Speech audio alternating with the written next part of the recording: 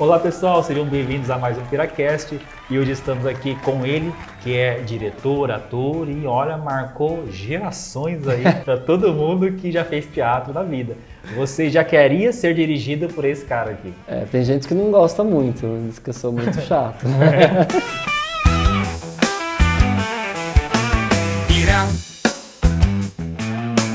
Piracast. João Scarpa. Eu. Ô João, mas estar ali na seta, eu acho que era o desejo de muita gente. Olha, eu comecei a carreira na seta, né? Lá nos idos 1992. Já tive a sorte de começar na seta já, né? Que a qualidade, né, das atividades, do trabalho que o Reinaldo e a Marcília desenvolviam na época era a mesma qualidade do pessoal que fazia faculdade de artes cênicas na Unicamp. Porque os dois que dirigiam a seta quando eu entrei, que criaram a seta, né, o Reinaldo e a Marcília, eles também davam aula e criaram o departamento de artes cênicas da Unicamp. Então, assim, o que a gente tinha acesso de aprendizado era muito bom, né? Então, eu falo que eu tive essa sorte de começar ali, porque se eu tivesse começado, de repente, em outro lugar, não sei se eu teria... Eu acho que sim, né? Porque quando está no sangue, mas eu digo, estar ali, começar ali, foi o que fortaleceu, o que me deu raiz para continuar até hoje. Eu acho que é isso que você falou, independente de onde você começa, quando está no sangue, né? Dá para ver, né, cara? Quem nasce com o dom vai conseguir fazer qualquer tipo de papel, assim. Agora, se tiver disciplina também, né?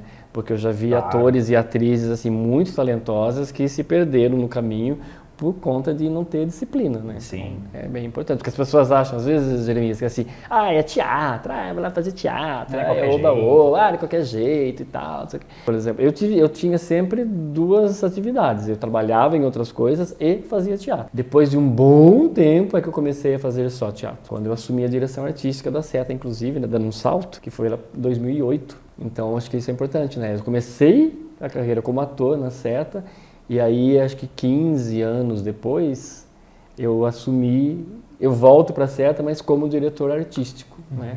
Aí você falou que as pessoas, vontade de ser dirigido por você, eu brinquei, né? Porque, tipo, eu sou bem, não vou falar rígido, mas eu sou bem sério no trabalho, né? Sou bem exigente no trabalho. Então, quando a pessoa está ali no trabalho, mas está no oba-oba, ela não vai gostar da minha direção, entendeu? Por outro lado, eu sou um ator que adora ser dirigido. Eu gosto de ser dirigido. Caramba. Sabe? Eu gosto do diretor chegar, não, João, não é assim, tenta esse caminho, não, faz desse jeito. Eu gosto de propor, mas eu também gosto que o diretor dê aquela atenção. Porque quando você está ali fazendo, ensaiando, e o diretor não fala nada, você fala assim, eita, e agora? Será que tá legal? Será que não tá legal? Porque o ator tem essa vaidade, né? De saber se o que ele tá fazendo tá legal. Será que tá legal? Não sei o quê. Então, uma vez, inclusive, eu cheguei assim muito carinhosamente para um rapaz que estava fazendo teatro comigo, eu estava dirigindo, era uma peça bem legal, uma peça jovem, a gente fazia para várias escolas, o teatro lotava. Falava sobre acidente de trânsito. Aí eu tentava e não ia, tentava. Daí eu cheguei para ele e falei assim, não vou falar nomes, obviamente. Olha, isso é o que você consegue fazer? Porque se isso é o máximo que você consegue fazer, eu não vou me desgastar e nem desgastar você pedindo mais. Entendeu? Porque não está chegando naquilo que eu quero. Tá. Só que eu também não vou ficar oprimindo a pessoa e tal, se é o limite dela. Exatamente. Então eu tive essa coisa. Até você já assistiu o filme Whiplash, do baterista? Não, nunca concorreu ao Oscar e tal, não sei o que, mas eu não consegui ver. Acontece, aquele careca, ele é o maestro, ele chega até a jogar a cadeira em cima do baterista. Você... eu vou contar isso certinho. Eu vou contar isso certinho pra vocês não ficarem achando que eu sou agressivo e violento. Não é isso, mas pode terminar que depois eu conto o fato. Não, que é isso, né? Tem essa história aí, né? Ele era assim, só que ele estava tentando tirar o melhor daquele músico, porque ele via potencial. Só que era muito carrasco o negócio. Você também é assim? Não, é assim, vou explicar direitinho. Houve uma época em 2005, 20 anos atrás, que eu montei um espetáculo chamado Cinzas do Holocausto, que falava sobre os 60 anos do fim do Holocausto, né, da Segunda Guerra e tudo mais. E tinha 32 pessoas em cena. Era uma delícia de assistir, de fazer 32. Era só eu, de diretor. Caramba. A gente ensaiava na sala 2 do teatro, ela tinha uma outra configuração, a sala e tal, e ela tinha uma arquibancada. E eu peguei uma cadeira e sentei na arquibancada, vamos lá, gente, tal, não sei o quê, estava tentando explicar a cena. E brincadeira aqui, brincadeira, agora você imagine, 32 pessoas. Muita gente. Brincadeira aqui, brincadeira ali, pessoal, não sei o quê. Dava uma paradinha, eu ia falar, voltava, de novo. Aí eu falei, eles não estão prestando atenção em mim. Como que eu vou fazer para chamar atenção? Por exemplo, eu levantei, peguei a cadeira e joguei no palco, lá embaixo. Aí todo mundo pararam assim, tipo assim, ele jogou uma cadeira. Mas eu não joguei para acertar, obviamente, porque eu joguei num lugar que estava vazio. Mas assim, o ato, né, de fazer aquilo, o pessoal ficou tudo... Foi uma maravilha o ensaio. Depois, por um tempo assim, eu só falava, pessoal, né? Também, mas isso também é reflexo de uma certa imaturidade como diretor. Hoje eu não faria isso. Hoje talvez eu pegasse minha bolsa e falava, estou indo, quando vocês decidirem ensaiar eu volto. Hoje em dia, com a maturidade e a experiência que a gente vai tendo pelo caminho, provavelmente eu não faria isso mais. Provavelmente. Abusem que vocês vão saber se eu faria ou não. E o seu sobrenome? Scarpa. Tem a ver com o Chiquinho Scarpa? Tem a ver. Porque é da mesma raiz de família, né? Então, quando meu avô veio da Itália... Você já conheceu ele? Pessoalmente? Não, graças a Deus. E pode entrar. Chiquinho Scarpa! Seria ótimo. Assim, o meu avô veio da Itália. Chamava Luigi Scarpa. No final do século XIX, 1880 e pouco, ele veio. Né? E aí, ele era primo do avô do Chiquinho Scarpa. Então, eles vieram no mesmo navio. Quando chegou no Porto de Santos, a família do meu avô veio vindo pro interior. A família do Chiquinho Scarpa foi ficando por um outro lugar, entendeu? Aí, isso é a história que meu pai contava. Uma vez que eu estava atrás de ter a cidadania, eu liguei pro pai do Chiquinho Scarpa, em Rio Claro, que eles tinham uma indústria em Rio Claro, faz muito tempo, eu tinha 18 aninhos. E aí eu perguntei para ele, falei, eu queria saber, porque eu não tinha informação de onde meu avô tinha vindo. Aí eu liguei para ele e falei, seu Francisco, chama Francisco também. Eu sou fulano, tal, Scarpa, eu queria tirar a cidadania, mas eu queria saber de que lugar que sua família veio, para saber se é a mesma região e tal. Ele disse assim, a minha família veio de Salerno, mas Scarpa na Itália, que era em Silva no Brasil. Eu falei, nossa, será que ele está com medo que eu vá requerer alguma questão de herança, de grana? Eu falei, que nada a ver, sabe assim? Depois até deixei quieto. Depois de muito tempo eu descobri a cidade que meu avô veio, que uma prima também estava atrás dessa questão de cidadania italiana, e ela descobriu que ele veio de um lugar que chama Piove di Sacco, que em português significa assim, lugar que chove muito. Ô João, você fez algumas participações, né, em novelas legais, aí, nacionais, né? Sim, bacana. Igual eu falei pra você, a minha carreira, ela é, a maior parte, eu tenho 33 anos, né, fez agora, dia 5 de março, fez 33 anos que saiu o meu nome lá na lista de aprovados no processo seletivo da SETA, né? Então, olha só, eu guardo algumas datas assim que eu consigo guardar bem. E daí, eu sempre teatro. Teve uma época, inclusive, assim, que eu tinha algeriza de falar em trabalhar em televisão, tinha muito preconceito. Televisão, não quero, eu sou do teatro, sabe aquele ator raiz, assim, eu sou do teatro, não quero saber de TV e tal, não sei o quê. Aí depois que o meu filho chegou na minha vida e tal, não sei o quê, eu falei assim, eu preciso dar uma renovada. Preciso de uma reciclada, buscar outras fontes de rendimento, inclusive, né? Porque agora não sou só eu, tenho uma vida aí sob minha responsabilidade. Aí eu comecei a procurar, fazer cursos e tal, em 2019. Aí nesses cursos eu fui chamado para fazer um teste lá para uma novela no SBT. Eu fui bem no teste, mas no Silvio Santos aquela coisa, né? Qual aí era a novela ia se chamar Patinho Feio, né? Aí caiu a novela, começaram a fazer uma segunda temporada da novela Poliana, porque estava com muito sucesso. Não acabava mais aquela novela, infindável. Acho que tem mais de 500 capítulos, é verdade. Uma das novelas mais longas, acho que só perde para as Chiquititas. Que merda, né, cara? Muito longa. E aí fizeram a segunda temporada da novela, chamada Poliana Moça. Nossa Senhora. A primeira era As Aventuras de Poliana. Aí depois a outra era Poliana Moça, que ela já estava moça, inclusive, também. 3 anos fazendo novela.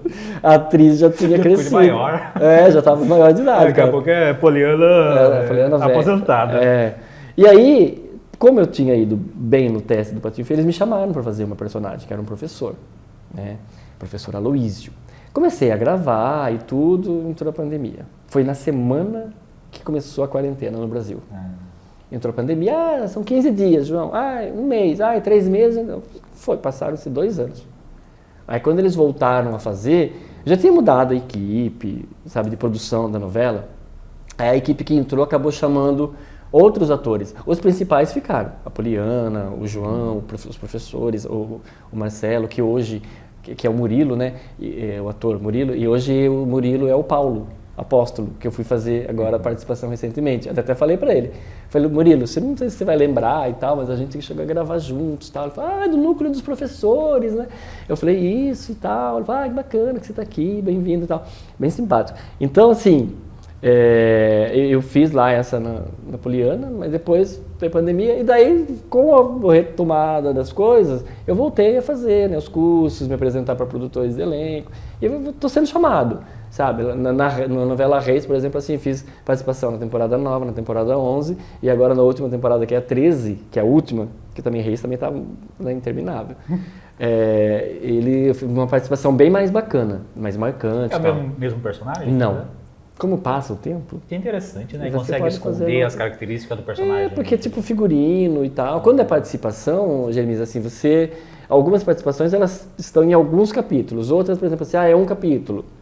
Entendeu? Essa, por exemplo, do Paulo, que foi muito bacana, o personagem. Fez qual personagem? Ele é um procônsul. Na época chamava de procônsul. Que era tipo um administrador da ilha de Chipre, na Grécia.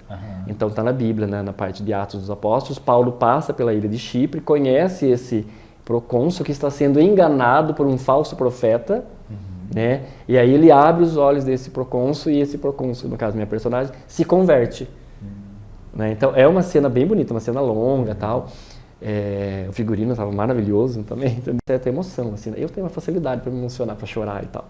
Então ficou bem bacana, o diretor gostou, elogiou e tal. Só que demora para passar, né?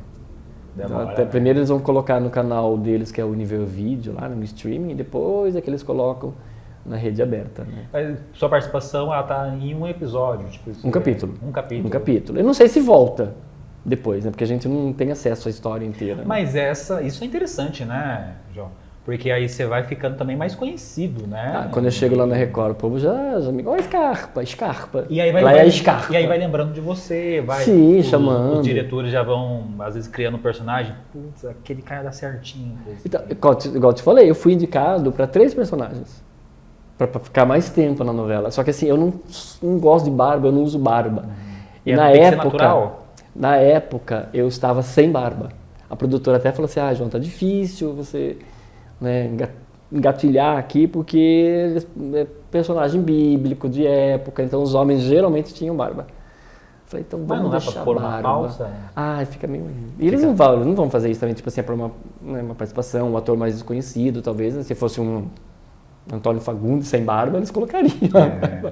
Né? Mas é legal que lá dentro a gente é super bem tratado. Igual eu falei para você, eu já fui várias vezes, então eu chego lá na cozinha, o Ed, né, que é o que fica lá cuidando. Scarpa, você veio, voltou. Falei, voltar. Você vai ver, logo você vai estar aqui direto. Porque falei, é no Rio, né? Scarpa, você vai estar aqui direto. Eu falei, se Deus quiser, os anjos digam amém. Eu queria ter essa experiência de ter uma participação maior, sabe, assim, tipo, um tempo. Eu faço parte de uma agência aqui de Campinas que é Atores Unidos, né? Inclusive a Marina Cipriano, que você citou, também passou por lá, fazer curso e tal, né? E aí eles encaixam bem atores. Eles têm investido, então todas essas participações que eu tenho feito é através dessa parceria que eu tenho com Atores Unidos. Né? Então, eles fazem os cursos, que esses cursos, além de você ganhar aprendizado, você vai conhecer as pessoas que de fato estão atuando lá dentro. Os produtores de elenco, os diretores de novela. Então, baita do network. Então, eu preciso investir. Para quem quer, é um caminho. Para quem quer estar no interior, que nem eu, é um caminho. Agora, se eu estou em São Paulo, se eu estou no Rio, eu tenho mais proximidade geográfica, inclusive, né? Com os locais ali onde as coisas acontecem. Interessante que você, de diretor, né, aos 50 anos... De vida, 50 anos de vida, de carreira são 33. Mas, né, mesmo assim, né, com essa bagagem toda, né, decidiu esse desafio, né? Porque igual eu falei, assim, para quem é de teatro há muito tempo, às vezes é difícil você ficar na frente da câmera. sabe? Sim. Você quer falar, você quer se expressar, você quer fazer umas caretas. Não pode. É tudo muito mais natural, mais, sabe, cotidiano, então não tem essa expressividade toda. Então você fazer os cursos e você fazer essas pequenas participações vão te trazendo vivência. Porque é diferente você fazer um curso e você chegar lá para gravar. Entendeu? Porque a hora que você entra no estúdio para gravar, assim, dezenas e dezenas de pessoas. Na equipe, fora a figuração. Essa cena que eu gravei de Paulo, por exemplo, tinha 50 figurantes. Nossa. Porque era no Sinédrio, né, o espaço sagrado deles e tal. Então tinha muitos homens ali, judeus e tal, acompanhando, fazendo figuração. E aí no elenco mesmo, dialogando, tinha eu, né, que é o procônsul Sérgio, aí tinha o falso profeta, né, que é o André. E aí tinha o Murilo, que é o Paulo, o Marcos Bessa, que é aqui de Limeira, inclusive, também pertinho, fazendo o personagem apóstolo Marcos, e o Fifo, que fazia o apóstolo Barnabé. Então tinha esse elenco, e mais 50, e mais a equipe técnica da contrarregragem, mais a equipe da iluminação, mais a equipe da arte, mais a equipe do som. Então assim, é muita gente. E o que você mais escuta o tempo todo no estúdio? Silêncio! Colocar todo esse povo aí em silêncio mesmo é complicado. Mas o silêncio foi tão grande que tinha um rapaz, coitado, não sei o que ele comeu no almoço, que ele se escutava fazendo assim, ó. E aí gerava, coitado, ele ficava constrangido, isso aqui, tentava segurar, prender a respiração. O colega dele olhava do lado e fazia assim e tal.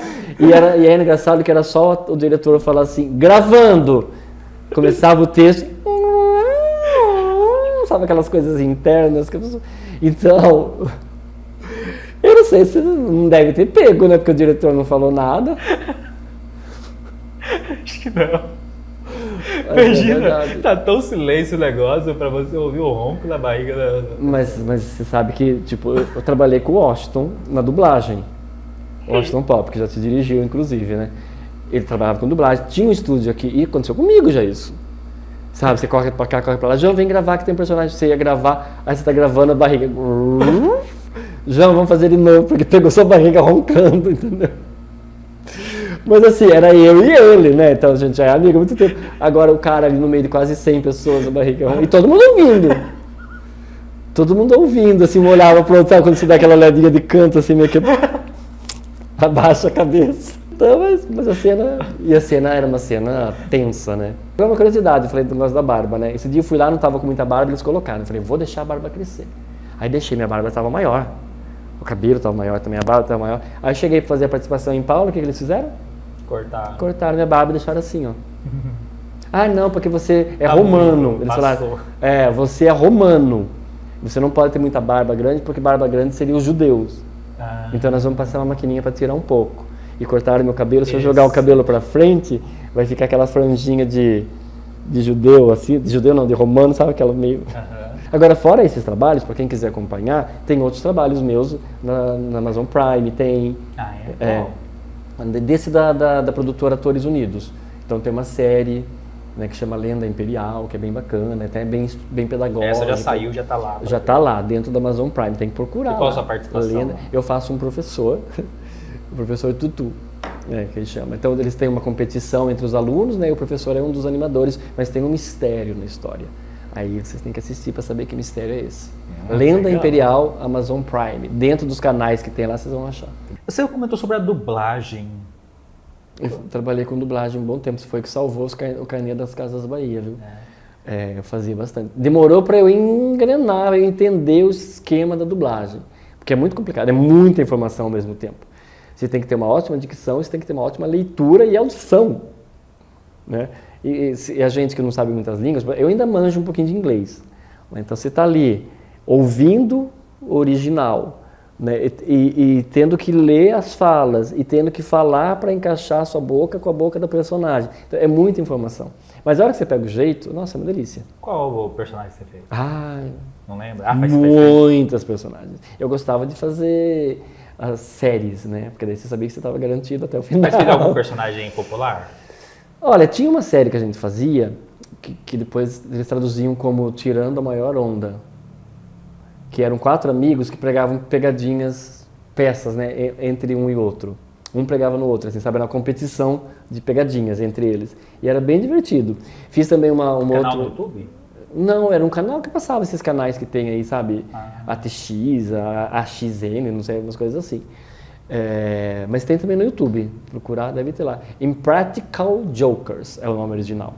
Tirando a maior onda, é a tradução.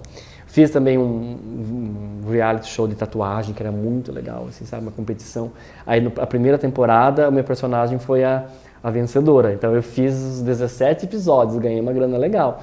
Na segunda temporada, a outra personagem, eu já saí no terceiro episódio, eu não gostei muito. Eu falei, eu acho, né? Ele falou, não, na outra você foi o campeão.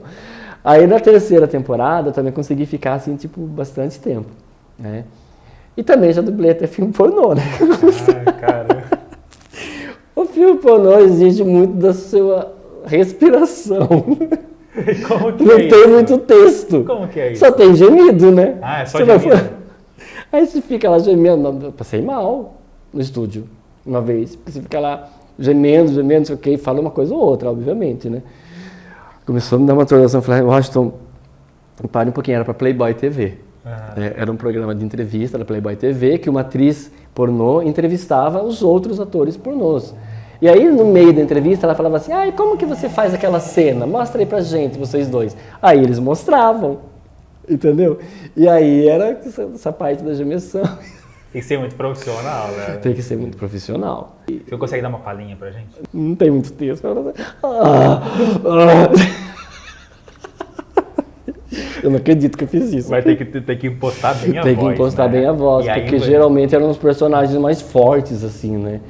E tipo, eu sou mirradinho, mas eles me chamavam pra fazer personagem mais forte, personagem, assim, às vezes até bem mais velhas. Aí você tinha que colocar a voz num lugar que, assim, nossa, eu saí... E documentário, você já fez? Fazia muito documentário. De senhora. Então, eu cheguei perto e ele se virou para mim e eu falei, meu Deus, o que... Que grande! Eu estava fazendo estereótipo. Não, mas esse era do documentário, né? Não é do Playboy TV. Eu entendi. Do Playboy TV não tinha texto, né?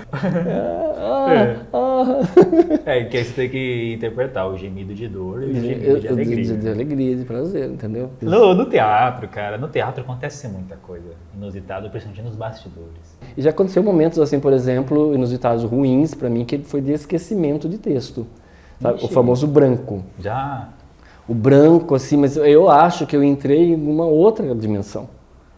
Porque, foi muito branco. Assim, tipo, eu fazia uma peça chamada Édipo Rei, muito tempo atrás. Foi. E aí, o Washington participava, inclusive. Eu estava começando a fazer teatro. Aí, fui chamado para substituir um rapaz, né? Que eu lembro que eu falei das idas e vindas da seta, me chamaram para substituir um rapaz, que era um mensageiro. Esse mensageiro da história do Édipo era quem tinha levado o Édipo para ser assassinado enquanto bebê. Mas ele não assassina, ele deixa o bebê lá pendurado na árvore, vem alguém, pega e leva, e ele é criado como filho, né, em outra região. Enfim, na peça tem um momento que esse mensageiro volta para contar, revelar essa verdade. Né? Então eu entrava assim, as portas se abriam, eu olhava tudo aquele povo e falava assim, é aqui o palácio de Édipo? Aí o pessoal responde, sim senhor, ele está lá dentro com sua esposa, que não sei das quantas, tal.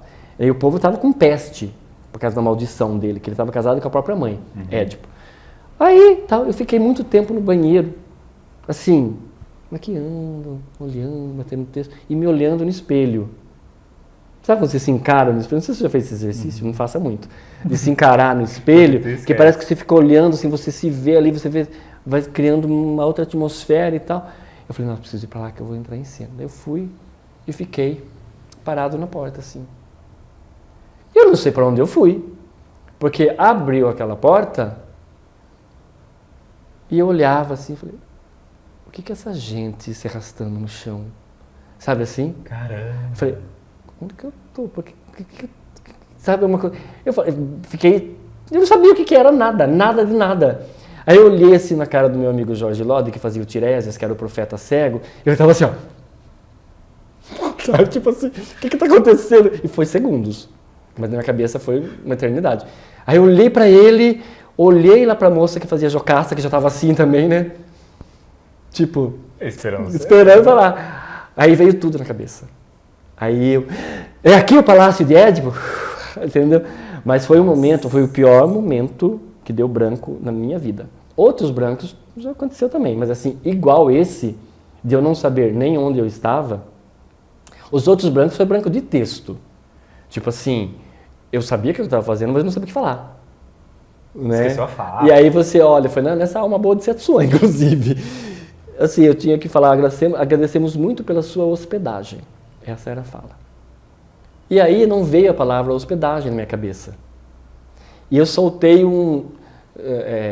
na realidade era hospitalidade a palavra. Não vinha hospitalidade, eu soltei hospedagem. E aí eu esqueci todo o resto. Aí eu olhava para a menina que fazia a Shente, a Dani, ela com o olho assim, ó, pulando. Olhei para o outro menino que estava junto, que fazia um dos deuses comigo, ele só assim, ó, esperando. Olhei para o terceiro, ele pegou a malinha dele e foi saindo. Sabe? Eu falei assim, gente, ninguém vai me ajudar? Aí eu olhei de novo para a Dani e ela estava quase abrindo a boca, já falar o meu texto, aí veio. Mas eu sabia que eu tinha esquecido o texto. No Édipo eu não sabia nem o que eu estava fazendo ali. Caramba. Nunca mais aconteceu, graças a Deus. Pensou? Nossa. E a gente luta tanto pra conseguir falar. Imagina você esquecer quem sou eu. Não é? Quem sou eu? Onde estou? O que faço aqui? Foi bem isso. Mas já aconteceu o momento de você estar espiando o colega em cena, sabe? Pelo buraquinho ali do cenário, está espiando, aí a peça para. Aí você fala, nossa, o que aconteceu? Sou eu! Você fica tão entretido ali assistindo, vendo a atuação dos amigos, e esquece de entrar em cena. Já aconteceu. Acontece. Se você bobear muito, porque o tempo passa rápido. Ali. Passa, e você fica ali entretido. Você não pode ficar entretido. Não pode Você tem que dispersar. ficar só esperando, só deixa. Isso é coisa só que quem tá vivendo a arte, você aí, ator, né? Que provavelmente vai muito ator, ele vai assistir. Espero que sim, hein, gente. Vai. Quero que bombe de visualizações isso aqui, hein? Vai. Pra ver se ele chama de volta depois. Não chama. Tá sempre convidado, casa aberta, papo muito bom. E é isso, João. Muito obrigado por ter vindo. Agradeço muito. A gente vai ficando por aqui. E deixa um recado pro pessoal, uma mensagem especial para quem você quiser. Um beijo, um abraço. Eu vou deixar um beijo muito especial pro meu filho, João Murilo, que ele tá sempre assistindo, então, né, se eu não falar nada para ele também, depois ele vai ficar bravo comigo. Para todos os meus familiares, pro público que me acompanha, pedir pro pessoal seguir o meu Instagram lá, que dá uma super força pra gente, que é o @JoãoScarpa oficial, e o João é um JH, tá bom? E dá uma força ainda pros meus amigos atores, para quem tá começando, dizer que é muito gratificante você conseguir exercer, né, esse seu dom, esse seu talento da atuação, mas que também é muito difícil. E nem todo mundo tem as mesmas condições de ir atrás dos seus sonhos. Mas assim, persistam. Persistir é diferente de insistir. Persistir é quando você acredita naquilo e você continua ali, né, tentando, porque você tem certeza que uma hora vai dar certo. Insistir já é diferente. De repente você nem acredita muito naquilo, nem gosta muito, mas você fica insistindo para que aquilo dê certo. Aí as coisas não funcionam muito. Então, que tenhamos sempre muita persistência. É isso. Até a próxima. Valeu. Bonita frase, caramba. Você gostou? Nossa.